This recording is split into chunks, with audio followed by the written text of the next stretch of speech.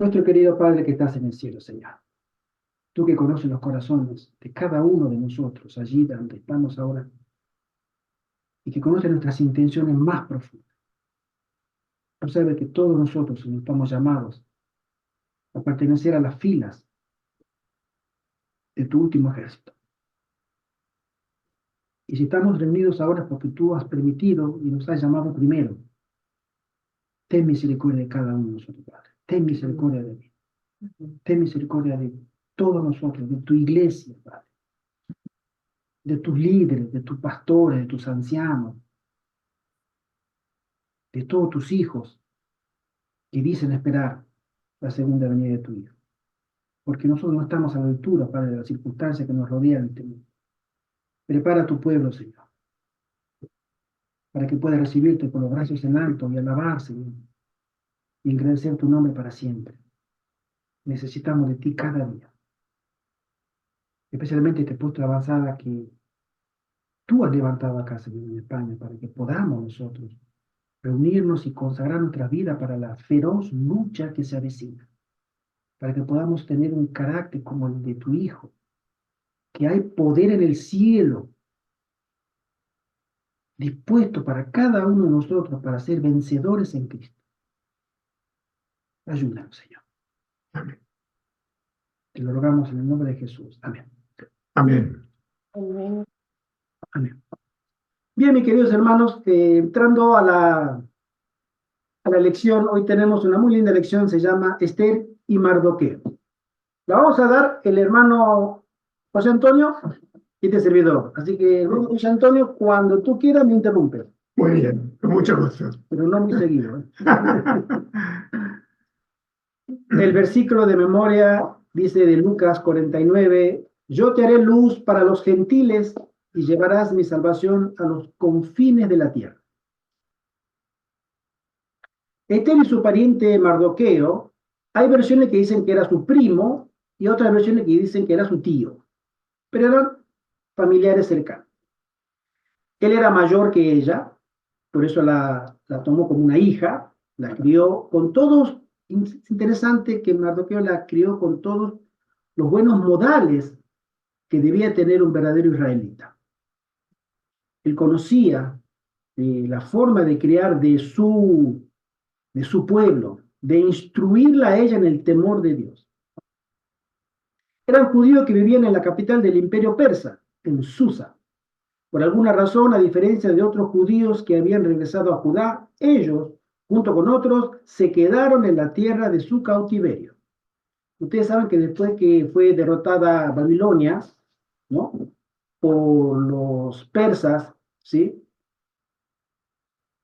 Muchos no quisieron regresar de nuevo cuando hubo el decreto de Asuero para que volvieran y reconstruyeran la ciudad, el templo, la plaza, etc. Ya eran varias generaciones, ¿sí? Habían pasado más de 70 años, 80, 100 años, y ya la gente decía, no, acá tenemos, acá nacimos, acá nos criamos, aunque seguimos siendo judíos, pero acá tenemos el negocio, tenemos la casa, allá no tenemos nada. Es más, allá hay gente que es muy hostil, ¿no? Que eran los árabes, los palestinos, los filisteos. Entonces, ¿para qué vamos a sacar la comodidad de acá y no vamos a ir allá? La gran mayoría había optado quedarse. Una minoría regresó.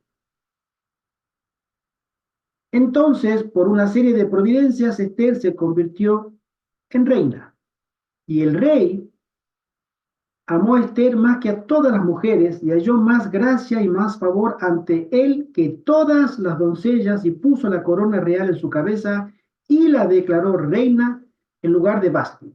Ustedes se acuerdan la historia anterior inmediata, donde el rey en un banquete quería exhibirla a esta reina y la reina se negó. Dijo, yo no soy juguete de nadie, me imagino, habrá pensado, porque la quería solamente con la corona, exhibirla a ella con la corona puesta de reina, desnuda, sin ropa, ¿no? Para que todo envidiara la esposa del rey en su belleza. Ella no colaboró, no quiso y fue despedida. O sea, fue rechazada. por consejo de los principales del rey que dijeron, si tú no reaccionas ahora, este va a ser una mala señal para que todas las esposas del reino no obedezcan a sus maridos. Ya conocemos la historia. Entonces, el rey busca una reemplazante para la reina de todo el reino. Las mejores doncellas iba a ser como, digamos, un concurso de belleza y de aptitudes, de la cual también participaría Esther. La lección nos dice, ninguno de nosotros, por ejemplo, vive en un país adventista donde los principios de nuestra fe sean, en alguna medida, la ley del país.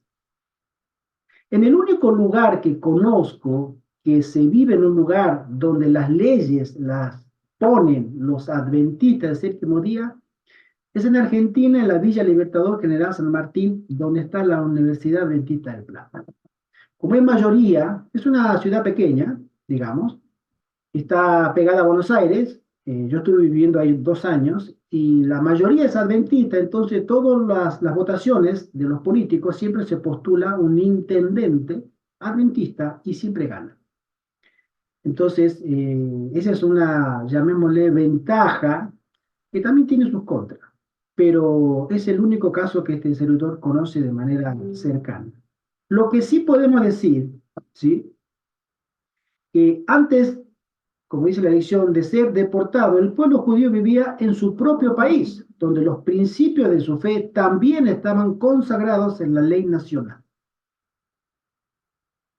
Es un interesante aspecto que nosotros tenemos que entender porque en este mundo en que nosotros estamos viviendo, toda la civilización en el continente que nosotros queramos mencionar y el país, en el 95-98% de los casos domina una orientación pagana católico-romana de leyes.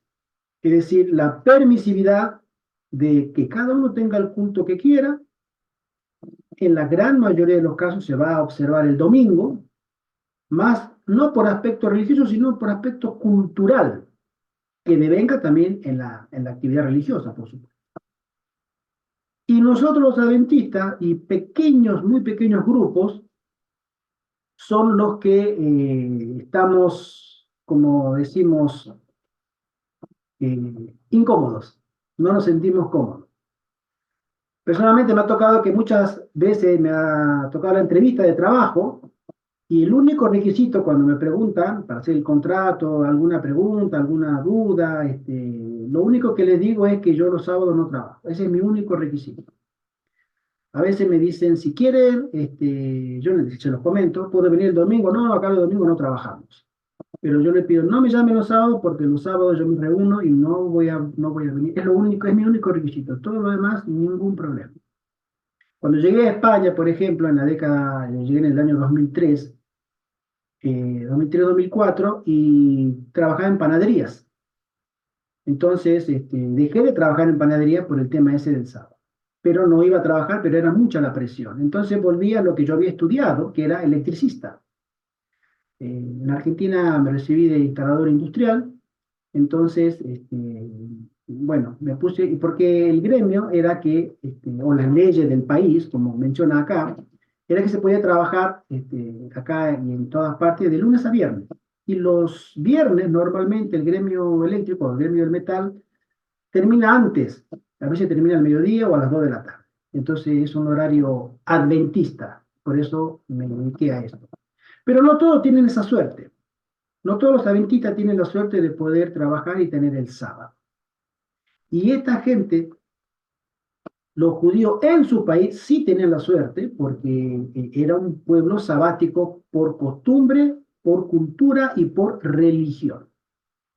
Por un lado, piensen lo fácil que debió haber sido ser fiel a Dios. Después de todo, cuánto más fácil sería guardar el sábado si su observancia estuviera consagrada en los códigos legales de la nación. Hoy están consagrados los códigos legales de España, al menos, el descanso dominical. Está consagrado en las leyes laborales, ¿sí? Y tiene que ser domingo. Hay excepciones, por ejemplo, el gremio de la hostelería Uno puede elegir cualquier otro día, menos el domingo, porque sábado y domingo es el día que más se trabaja. Pero son excepciones, ¿sí? Por otra parte, sí, hermano. Ah, quiero hacer un aporte de lo que acaba de decir el hermano Gerardo, que casi todos los trabajos del descanso lo dan el día domingo, porque sí, ese ha sido un caballito de batalla. El Papa hoy en día dice que es el día de la familia, que las familias deben estar juntas, pero sin embargo hay gremios dentro de la economía, lo hablo por aquí, por España también, y por Europa, como son la hostelería, los restaurantes y las cafeterías. Ellos abren los domingos, así sea un rato, y más en tiempo de vacaciones. Esta mañana leí que una ministra, una señora ahí de apellido Díaz, va a imponer una ley hasta el 2030, creo que es, para que todos estos comercios cierren en el día domingo. Para que, o sea, la gente de pronto eso lo ve, ¿no? Para que la gente descanse los domingos, todo el personal cocineros, meseros, camareros. Pero nosotros sabemos que detrás de todo esto va la ley dominical. Están tratando de cerrar todos los negocios que hayan en domingo. ¿Por qué? Porque el domingo va a ser el día de adoración al Señor. Entonces ya los gremios hoteleros están, y de la hostelería, están pues como que sorprendidos y protestando porque dicen que esos son los días, o sea, sobre todo en las temporadas altas de vacaciones, en las que ellos más venden. O sea que ya se están dando los pasos, o sea que va a estar todo cerrado en domingo. Todo, todo, todo. Exacto. Salvo las excepciones que conocemos, Sí, una guardia en un hospitales. hospital, Ujú. una guardia en una comisaría o una guardia en los bomberos, por ejemplo.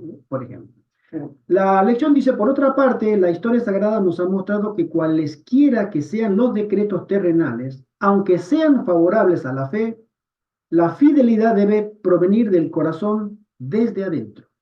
De lo contrario, el pecado, la apostasía y la ruina seguramente vendrán como resultado. Yo recuerdo mucho cuando tenía 18 años, vivía en el sur de Argentina, pero bien al sur, allá abajo, en Ushuaia, prácticamente llegando a la Antártida. Un lugar muy lindo, muy lindo. Y yo trabajaba de panadero y me había contratado una panadería pequeña, pero estaba en el centro de la ciudad. Y allá se estila mucho en Argentina comer, no como acá, pero comer dulce a la mañana. Entonces, yo me habían enseñado, había aprendido a hacer lo que acá le llaman croissant. Allá le llamamos facturas. Soy facturero. Entonces, pero allá hay muchas formas, no es solamente el croissant, la media luna, sino hay más de 25 tipos diferentes de eso. Entonces, el señor don José, me acuerdo, él quería hacer su equipo para que se quedara a trabajar, porque esa panera trabajaba todo el día, trabajaba muchísimo, vendía muchísimo.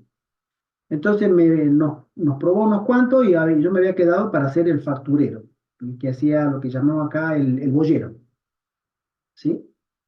Y ya tenía el que iba a hornear y tenía el que hacía el pan.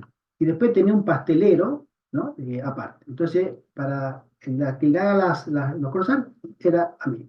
Yo era 18 años y estaba muy bien en el trabajo y tenía un buen sueldo. Entonces me dice, te voy a hacer un contrato, Gerardo, de trabajo con muy buen salario.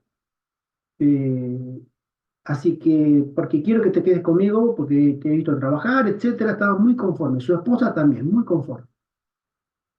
Entonces yo le pedí, dije, mire, don José, gracias, le agradezco la confianza, me gusta el trabajo, me gusta lo que hago, el ambiente es muy bueno, para ella es pequeñita, pero está todo bien ordenado, ningún problema. Lo único que yo le pido es que yo los sábados no trabajo.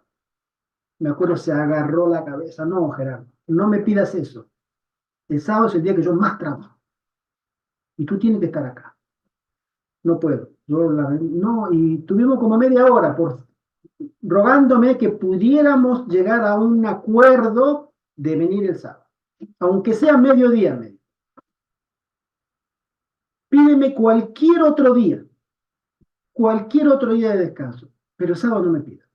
Tú sabes que acá la gente el sábado sale a la mañana, sale al mediodía, sale a la tarde, sale a la noche y yo, este es el día que más vendo. Pero don José, digo, no puedo, yo los lamento, me gusta el trabajo, la última frase dice, a veces podemos tener la facilidad laboral de que nos dan, pero yo me reuní el sábado en la iglesia y aunque tuviera un muy buen contrato laboral y un muy buen sueldo, no quería dejar de ir a la iglesia, quería seguir reuniéndome guardando el sábado. No llegamos a ningún acuerdo, digo, la verdad, yo lo único que le pido, no le pido otra cosa, no voy a pedir nada más que eso, solamente el sábado lo quiero libre para mí. Y bueno, no se pudo. Y al poco mes me tuve que regresar de nuevo a Buenos Aires. Son experiencias que a uno lo confirman en la fe. Y yo estoy seguro que Mardoqueo y Esther han tenido experiencias en esto que vamos a estudiar, que a ella especialmente la confirmaron como judía o como hija del Altísimo. Hermano José Antonio. Algo parecido me pasó a mí, porque yo estaba en Valencia capital, aquí en España, ¿no? De sacerdote, tenía varios cargos, uno de ellos muy importante, juez eclesiástico de la Archidiócesis de Valencia. Pero yo colaboraba en una parroquia, ayudando al párroco en las celebraciones de la Santa Misa, en las confesiones. Y cuando yo le dije que me venía aquí, a León, a Riego del Monte, a este puesto de avanzada, él no entendía nada de todo esto. Y también empezó a suplicarme casi de rodillas. Y estuve casi un año, porque yo con tiempo ya se lo dije. Y efectivamente, el puesto de avanzada, por la gracia de Dios, triunfó en mi vida. Y aquí estoy, Amén. a fuerza, es decir, con la constancia y persistencia de que yo tenía que hacer la voluntad de Dios. Y aquí estoy. Amén. Amén. Nosotros vamos a ser probados en el contexto personal de cada uno. No vamos a tener todas las mismas pruebas, ni tampoco de la misma intensidad, pero seremos probados. Y de eso no hay lugar a duda. En Daniel, la lección nos dice, en el día domingo, 3 experiencias. Dice, lee Daniel capítulo 1, capítulo 3 y capítulo 6, y aunque cada situación es única, ¿qué revelan estos relatos acerca de los desafíos que pueden enfrentar el pueblo de Dios al vivir en una cultura extranjera? En el capítulo 1 nosotros vemos que ellos deciden no contaminarse con la comida y con todo que venga del rey. Es una elección que han hecho y que los ha mantenido fieles y también los ha mantenido santificados. En la experiencia del capítulo 3, ellos deciden no adorar a la estatua que el rey había erigido porque él no aceptaba que Dios le había decretado un fin a su reino. ¿Sí? Aunque él era la cabeza de oro, después de esa cabeza iban a venir otros reinos. O sea, iba a haber una sucesión y que Babilonia dejaría de ser. Y él dijo, no puede ser, mi reino va a perdurar para siempre. Y voy a hacer una estatua para que simbolice el deseo del rey, para que esta estatua que sea de oro, no la cabeza, toda la estatua, y que todos se arrodillen y la adoren, se postren ante Babilonia. Todos los judíos que habían ido también en esa diáspora se arrodillaron, excepto 3, Sadrach, Mesach y Abednego. Es una experiencia extrema. Lo que pasó después con el horno de fuego, ni hablar. Y en el capítulo 6, a Daniel se le hace un edicto de abandonar o renunciar a la adoración a su Dios. Él no podía orar por 30 días. ¿Sí? Dijeron, no puedes hacer una oración. Hay un decreto que solamente se debe mencionar al rey como única autoridad. No hay una autoridad por encima del rey. Y él dijo, bueno, pues ustedes lo harán, pero voy a abrirnos a la ventana como siempre lo hago, no me voy a esconder y mirando hacia Jerusalén, voy a adorar a Dios.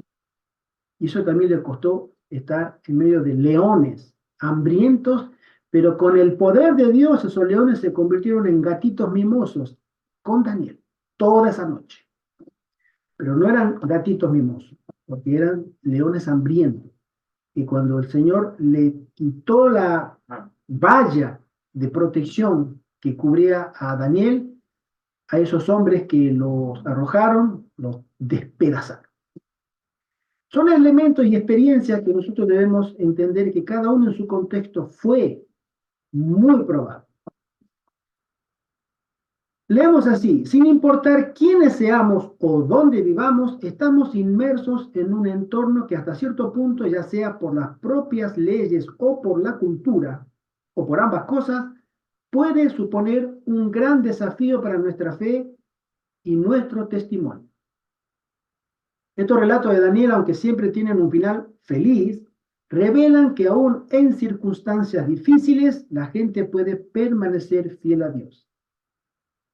Nosotros, esta generación de adventistas del séptimo día, cualquier circunstancia que nos llegue para padecer, podemos continuar delante de Dios siendo fieles. No tenemos excusa para el cielo de faltar nuestra fidelidad a Dios. No hay excusa. El que no lo hagamos es una cuestión que nosotros personalmente con Dios daremos cuenta en su momento. Pero todo el cielo ha provisto las herramientas y los elementos necesarios para que el más humilde de los siervos o sierva de Dios pueda permanecer fiel. Y es ahí donde nosotros debemos valorar que este plan de salvación hasta el final del tiempo sigue siendo tan fiel y tan de parte de Dios cumplidor con las promesas a sus hijos, como lo fueron con Daniel, con los amigos de Daniel y con todos aquellos profetas y apóstoles que permanecieron fieles en sus días. Hermano José Antonio. Sí. Hermanos, la fe en Dios debe provenir del corazón. Amén. Desde el centro de nuestro ser, porque de lo contrario caeremos en la apostasía. Es decir, tenemos, lo siento, pero lo digo, estamos sufriendo en este momento en nuestra institución una prueba muy grande, que la enseñanza, no doy más detalles, está en que si no centramos nuestra fe solamente en el interior de nuestro corazón, de nuestro ser, para dar al Señor todo nuestro ser, tarde o temprano caeremos en la apostasía, es más, incluso en ser perseguidores del mismo Dios. Así es, hermano, completamente de acuerdo. Ante un tribunal extranjero. Finalmente, tras la caída de Babilonia y el ascenso de Medo-Persia, muchos de los judíos regresaron a sus tierras ancestrales. Pero no todos volvieron. Algunos se quedaron donde habían estado viviendo durante una o más generaciones. Con estos antecedentes en mente, tenemos un fragmento del contexto de la historia de Esther. Esther 1:2 dice: en esos días Asuero reinaba desde su trono real que estaba en Susa, la capital. Aquí es donde se desarrolla la narración bíblica, el imperio persa bajo este rey. En el capítulo 1, la reina Vasti cae en desgracia ante el rey, lo que lo lleva a buscar otra reina, una que sustituyera a la ahora desfavorecida Vasti. En este contexto aparecen por primera vez Esther y su primo Mardoqueo.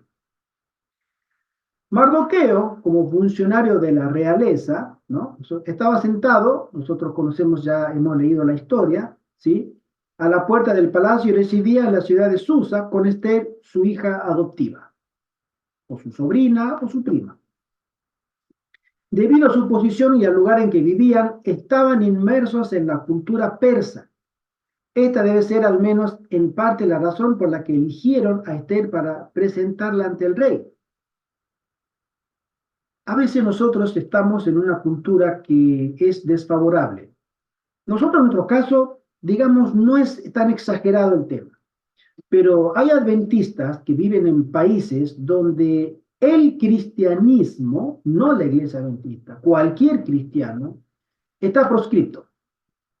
Es decir, no puede ejercer con libertad el ejercicio de su fe cristiana. Los países árabes, China, Corea, Corea del Norte, entre otros países. Entonces, son países muy hostiles. Y uno o una que se encuentra allí no puede decir abiertamente que yo soy cristiano y que adoro, o mucho menos hacer evangelismo, lo que ellos llaman proselitismo, porque corre en peligro su vida. Es muy peligroso. Pero hay un relato, hace poco leí un relato que en China, donde son perseguidos los cristianos practicantes, por supuesto, son encarcelados. Sin embargo, en ese país, el adventismo está creciendo exponencialmente. Es uno de los países donde más crece el adventismo. En China, donde es más perseguido. Es singular el caso, ¿no? Porque debería ser donde menos se levanta, pero no, a pesar de la misma persecución que tienen, pero es una persecución verdadera porque los llevan a la cárcel, ¿sí? El adventismo crece. ¿Qué, qué contrariedad? Pero es una historia que se vuelve a repetir. Los romanos, primero los judíos y después los romanos, los perseguían, los azotaban, los encarcelaban, les quitaban las propiedades, los expatriaban y los mataban. Y se multiplicaban. Se está repitiendo la historia.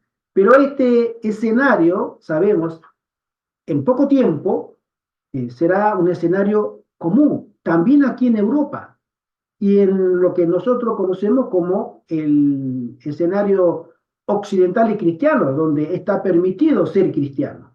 Acá está permitido ser musulmán, está permitido ser budista, hasta está permitido ser satanista.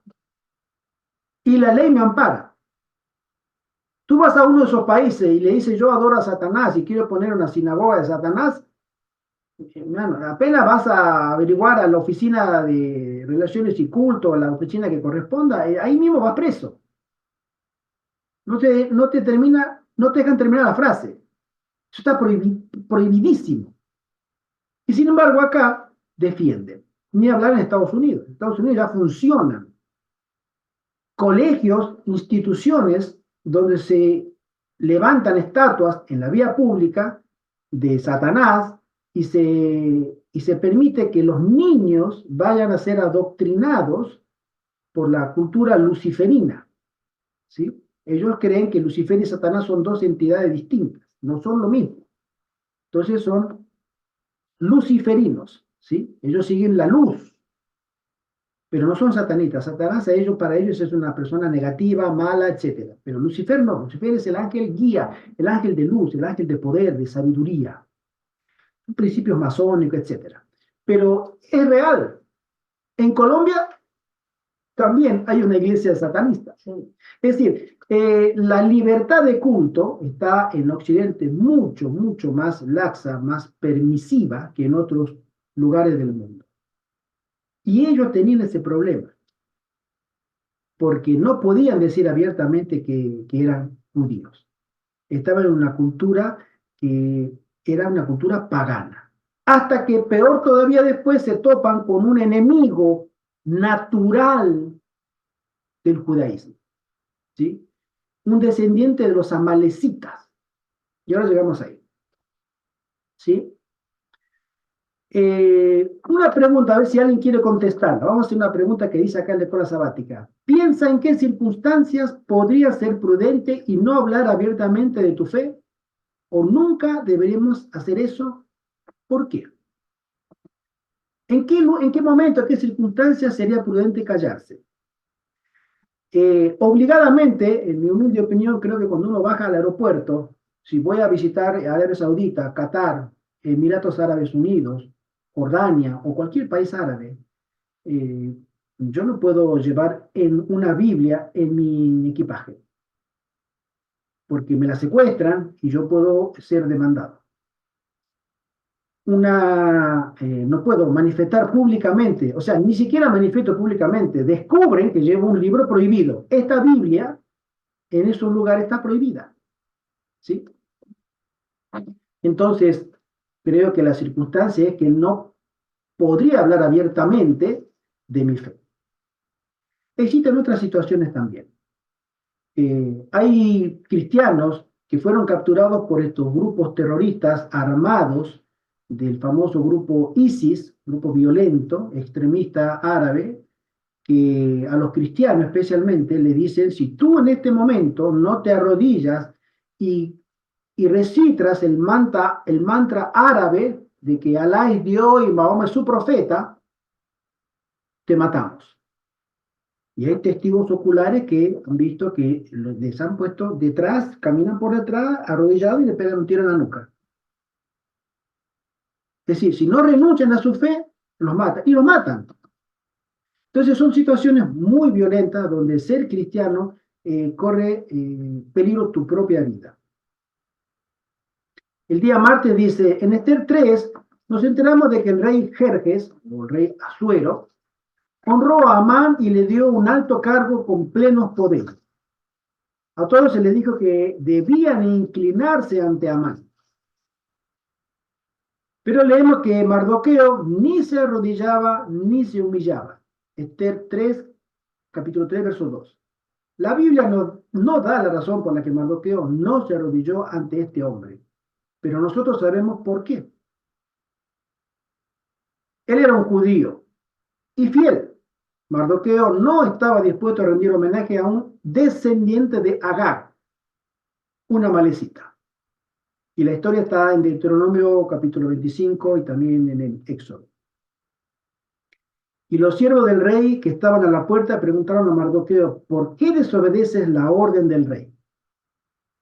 Mardoqueo tenía el mismo dilema que tuvo los tres jóvenes, Sadrach, Mesach y Abednego. Hubo un decreto del rey, tú te tienes que inclinar. Uno ante una estatua de oro y otro ante un noble que tenía y gozaba del favor del rey. O sea, todo el poder político estaba de parte de Amán. Era una persona muy estimada porque él le había ayudado económicamente al rey, y entonces el rey le devolvió el favor dándole poder. ¿Sí? Aunque no sabemos en detalle cómo respondió, el versículo siguiente dice que Mardoqueo les había declarado que era judío.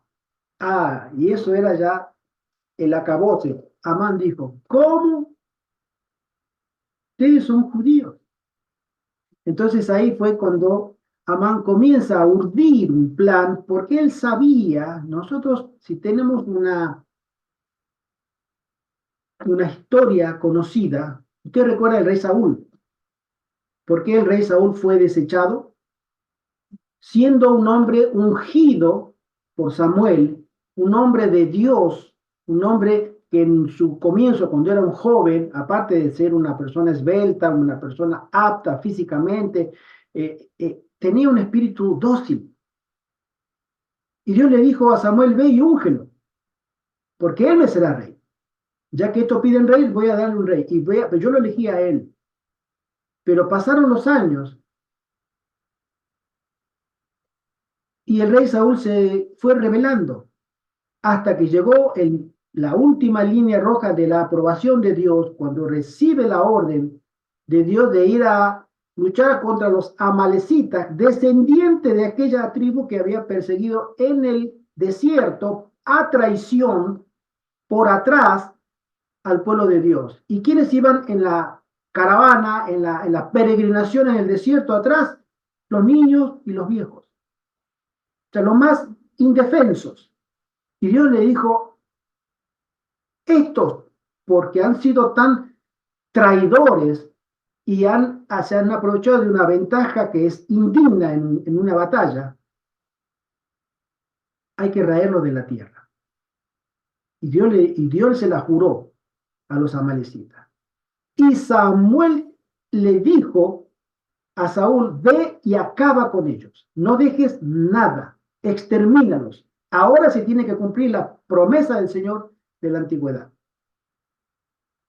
Y Saúl fue y cumplió la voluntad de Dios, lo batalló y ganó, pero no la cumplió como Dios le pidió, porque él se dejó llevar por los demás y había comentado de que, bueno, hemos ganado la batalla, el Señor nos entregó la victoria, nos entregó al rey, a Agag, pero los soldados me decían, mira, ¿cómo vamos a matar a unos becerros tan gordos y bien alimentados y hermosos? Vamos a sacrificarlo en gratitud a Dios. Y al rey, obviamente rey, no lo vamos a matar, lo vamos a dejar vivo. Y ahí es cuando viene Samuel a encontrarse con Saúl y le dijo, ¿qué es ese balido? ¿Qué es ese ruido de animales que yo escucho? ¿No has obedecido a Dios? Y en eso aparece el rey Agag. ¿Y este qué hace acá? Tú tenías la orden de matarlo, pero que no. Saca una lanza al profeta y lo atraviesa y lo mata. Dice, por cuanto has hecho esto, Dios te quita el reino. No lo quitó a él, no lo desaprobó a él como persona, pero sí como rey. El reino se te será quitado. Conocemos la historia. Bueno, este hombre, Amán, era descendiente de Agag, amalecita. Y él le dijo, ustedes a nosotros nos han hecho mucho mal. Ahora me voy a vengar. Hay un cierto paralelismo escatológico sobre esta historia, es muy interesante. La hermana Juan la menciona, que esta historia es un tipo, es un modelo para que veamos cómo al final del tiempo se van a dar las circunstancias muy similares a esta, para que el pueblo de Dios se va a encontrar en una encrucijada,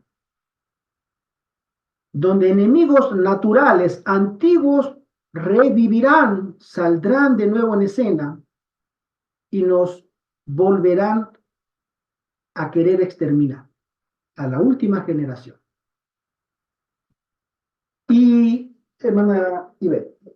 Sí, yo creo que el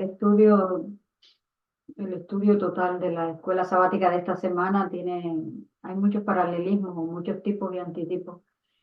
Por lo menos el decreto que se dio que dio el rey Asuero para que se adorara a un noble. Sabemos que al final del tiempo va a haber un decreto, no para que se adore a una persona, sino para que se adore a un día en específico. Y, o sea, Asuero representa a alguien y Amán representa a otras personas, también pueden ser al poder político de los Estados Unidos y al poder católico romano, que será el que le pedirá a este poder político para que se establezca un decreto en el que todo el mundo deba adorar con la prohibición de adorar en otro día distinto. Todo el mundo deberá adorar para el día domingo. Pero más importante es el decreto de muerte de Amán. Precisamente iba a llegar allá. Es algo similar también a lo que le pasó a los jóvenes hebreos. También se dio un decreto para que se adorara una estatua. A Daniel le pasó lo mismo. Se da un decreto que no se puede adorar a ningún otro dios, sino al rey de Babilonia. Y ninguno de ellos lo aceptó. Y el decreto final, que va a ser el decreto de muerte. Aquí en esta historia de la reina Esther, el libro de Esther, encontramos que fue un decreto contra el pueblo judío. Y al final del tiempo, el decreto de muerte va a ser ¿contra quién? Contra aquellos que guardan los mandamientos de Dios y tienen el testimonio de Jesús. ¿Por qué? Porque ellos no van a aceptar ese decreto de adorar en domingo, de adorar un día espurio que Dios nos ha establecido. Entonces, contra ellos, ¿por qué? Porque están en contra del cambio climático, de todas las leyes que se han sacado, de las leyes LGBT, de las leyes del aborto, de todo, de las leyes animalistas, de todas las leyes que se han inventado. Este remanente estará en contra de todas estas cosas y no aceptará adorar en domingo porque no el día que Dios estableció. Entonces, ese es el paralelismo que hay entre el decreto de muerte y el decreto al final del tiempo. Fíjense este párrafo de la escuela sabática que dice así: cuando Amán quiso destruir al pueblo judío, la descripción que dio fue, Amán dijo, hay cierto pueblo disperso y diseminado entre los pueblos de todas las provincias del reino. cuyas leyes y costumbres son diferentes de las de todos los demás. Pueblo singular. No obedecen las leyes del reino y a su majestad no le conviene tolerarlos. Esto está en Esther capítulo 3, verso 8. Un pueblo cuyas costumbres son diferentes y que no obedece las leyes del rey, una receta perfecta para la persecución. Y creo que es más que perfecta, porque el pueblo adventista del fin tampoco se someterá a las leyes del reino ni a las del rey, que contradiga y ponga en oposición su conciencia y las leyes de nuestro Creador y Dios Altísimo. Y solamente aquellos que hayan hecho provisión espiritual estarán dispuestos y estarán fuertes para soportar esa presión, donde se te amenazará cortarte los víveres, tu dinero, tu derecho a circular. Es decir, se te va a llevar a tal extremo que tus necesidades materiales serán muy serias. Tus derechos no se respetarán. La hermana Juárez nos menciona que todo apoyo humano nos será quitado. Y cuando dice todo apoyo humano, es todo apoyo humano. No esperes nada de nadie. Tu fe solamente es la que te sostendrá en Dios. Y ahí es para donde nos estamos dirigiendo ahora en esta historia de los acontecimientos de este tiempo.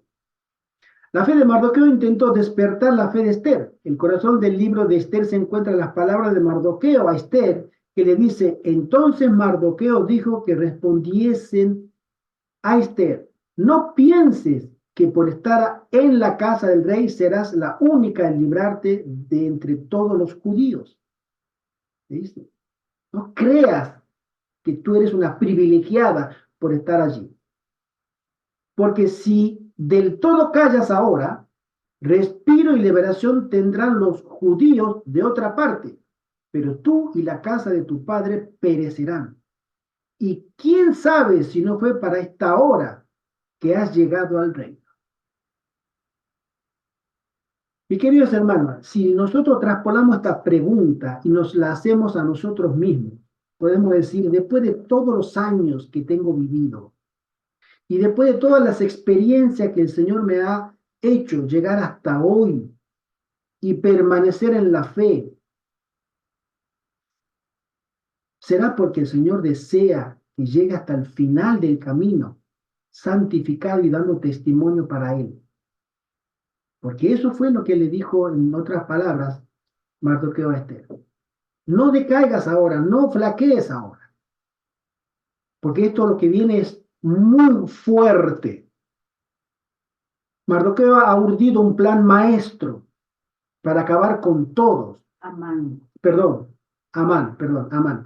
urdió un plan maestro para acabar con todo el pueblo judío en un solo día, pero necesitaba el decreto del rey. Y lo sacó, se lo consiguió, el rey firmó el decreto. Es decir, a nosotros nos caerá una sentencia de muerte, tarde o temprano. Quiera el Señor que podamos estar preparados para ese día, que hayamos hecho la provisión del Espíritu Santo, no solamente en la lámpara, sino también en nuestra vasija, y que el aceite del Espíritu Santo nos dure para cuando venga ese fuerte clamor de medianoche que diga: he aquí, aquí viene el esposo, salgan a recibirle, y nosotros hayamos hecho provisión, como dice la parábola de la Virgen en Mateo 24, 25 del 1 al 13. Hermano José Antonio. Hay una frase de Esther que se añade a lo que hemos comentado, que la fe en Dios tiene que nacer desde el centro de nuestra fe. Ninguna otra cosa o fenómeno tiene que influir en este espíritu de tener fe en Dios en el centro de tu corazón. Nada más que esto. Es decir, tu vida es de Dios. Y esta frase de Esther fue cuando Mardoqueo le dijo que ella pues podía morir también siendo la esposa del rey si no se aclaraba es decir, si no se eliminaba el proyecto de Amán de eliminar al pueblo judío. Tú vas a ser la primera que vas a morir también en esa persecución. Y ella contestó, esta es la frase: si es que tengo que perecer, perezco. Esa frase también tendría que estar en nosotros, Así es. para que esta fe nuestra nos haga ver que se me toca a mí esa persecución a muerte por el tema del sábado y de la segunda venida de Cristo que tenemos que anunciar, que perezca para gloria de Dios. Amén. Que el Señor nos bendiga. Que el Señor nos guarde y que el Señor nos permita una consagración diaria y constante. ¿Sí? Amén. Y permitamos que Dios pueda orar en nuestro corazón. No seamos Amén.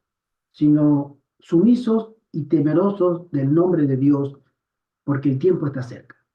Amén. Amén. Amén. Oremos. Nuestro querido Padre, que estás en el cielo, Señor. Gracias, Padre. Gracias por las valiosas lecciones que podemos aprender de la historia de Esther y Mardoqueo. Dos personas que se han mantenido fieles y han intercedido por su pueblo. Ayúdanos a nosotros a también mantenernos fieles e interceder por tu pueblo del fin, para que seamos contados con aquellos que gimen y claman por las abominaciones que se cometen en Jerusalén, y seamos tenidos por dignos en el cielo de ser aprobados, Señor. Gracias por este momento que nos das, y gracias, Padre, por todas las bendiciones que tú le das a tu pueblo en todo el mundo. En el nombre de Jesús. Amén. Amén. Amén.